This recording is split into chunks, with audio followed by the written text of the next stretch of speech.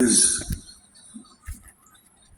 4,300 natives buried in just that small space, and it's the same kind of burial space as the one that's located here, which is it's just off to the side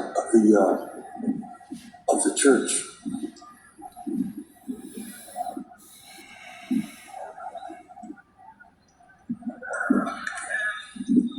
The church was founded in 1850 by three priests, Father Alemani, Father Acoletti, and Father Nobili.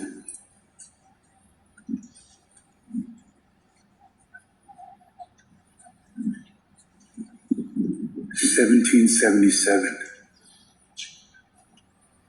That's right. It's not the church, it's the school. It's a university and a church. So the mission itself as a structure and representation of Catholicism was 1777.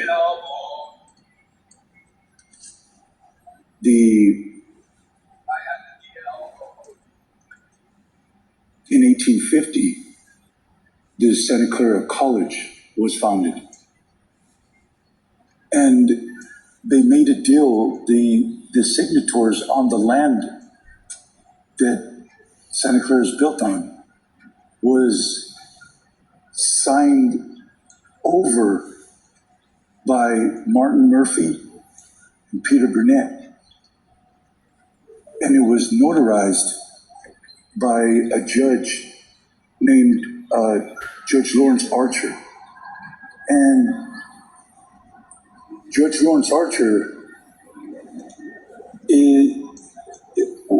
was connected to all of the social, economic, political,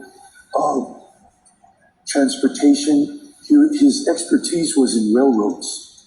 That's what he brought to California, was his expertise in establishing the railroads back east. So it was him, Burnett, and Leland Stanford that were key to creating the transcontinental rail system. What they did, first of all, was because we were receiving all of our resources through the San Francisco Bay. Alviso was where all the resources were shipped in. So what Stanford,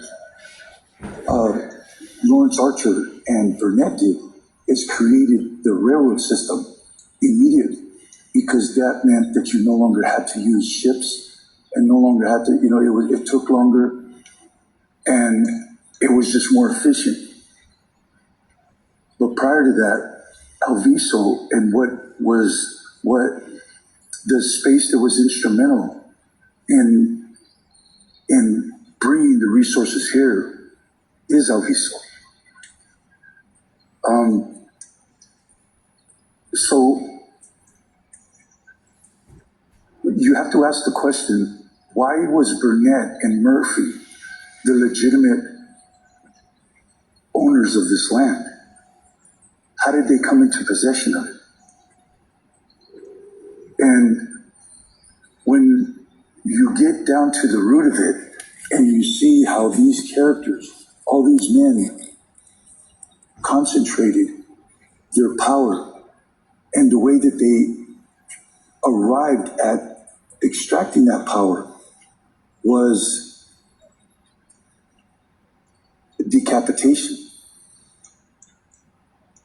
The decapitation of Native Americans and Mexicans, because there was no distinction between a Mexican head for $5 and a native head for $5.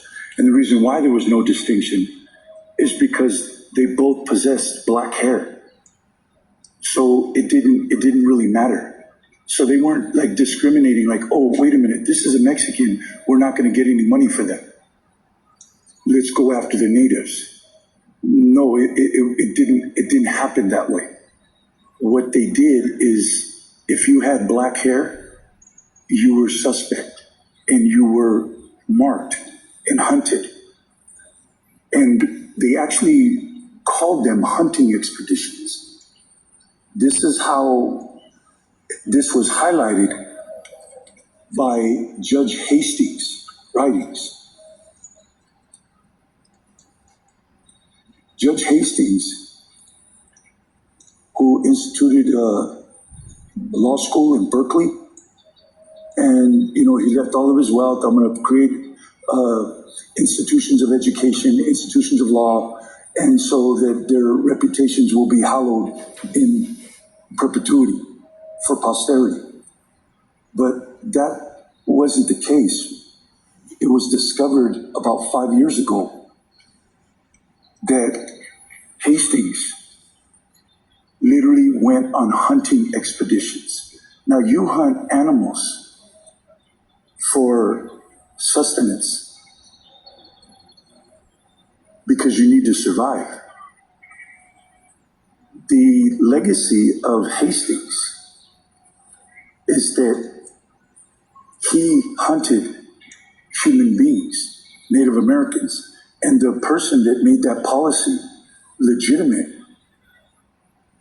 and actually instituted it as a law was Peter Burnett. Peter Burnett is the signator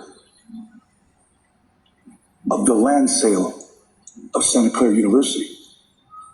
So it raises questions. Number one, as a society, as a society whose basis is presumably moral, ethical, and lawful, and just, and justice for all. Isn't that what they say in their when they pledge allegiance to the flag, and justice for all?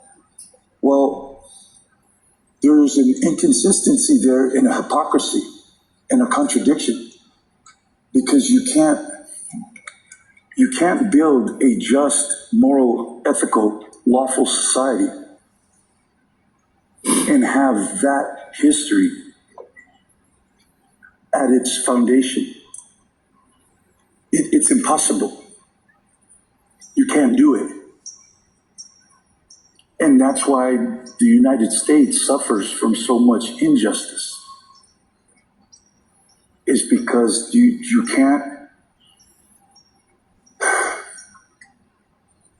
you can't maintain and sustain those kinds of lies, hypocrisy, contradiction without running afoul whenever you open your mouth about that being your basis for your identity. Because it carries no weight. So necessarily, what this means is, and this is why it's important to study history, to analyze it and then contextualize it, is that the systems of poverty, the systems of oppression, and the systems of the concentration of wealth amongst these bloodlines and these family lines that acquired it through those means when California was instituted as a state, you can't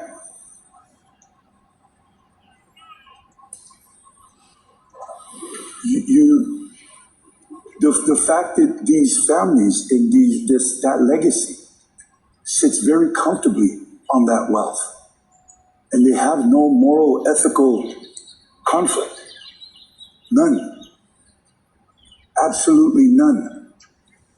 They literally do not feel or think or try even ostensibly to amend what is said in order to like not have that position of privilege, of power, of the ability to create social and economic systems oppressed people that led to the civil rights movements of the 1960s.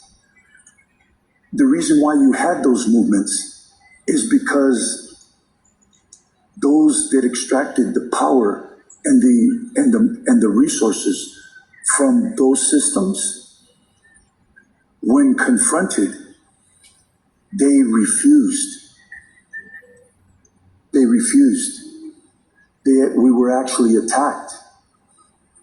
Thusly, whenever you attack someone that's doing something like that and challenging and very consistent with the First Amendment, which is we have a right and a duty and a responsibility, not just a right, but a duty and a responsibility to redress our grievances to our government. That is democracy. That is the cornerstone. Because the system answers to the people, not the other way around. We don't answer to them. They answer to us.